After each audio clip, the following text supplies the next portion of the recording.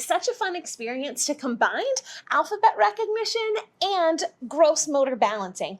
For this experience, you'll want to get a little tin or a coffee can or something where you can put letter cards that you've placed on beans. So then you can pass your pail around and invite the children to pick out a bean and call out what the letter is, or get help from the other children in the group. Oh yes, this is a letter T. Tommy, that starts your name. Tommy. Does anyone else's name start with T?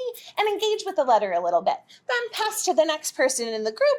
They'll similarly pull out another letter. Remember, you'll want to stack the pail with letters that you know are in children's names in the group you have in front of them to build up their confidence, but then put some new letters that you're working on as well. And then every once in a while, you're going to stack the deck with jumping beans. So when a child pulls out a bean that says jump, all the children in the group are invited to stand up, jump, practice those gross motor balancing skills, put the jumping bee back on, and pass on for the next letter. Have fun jumping!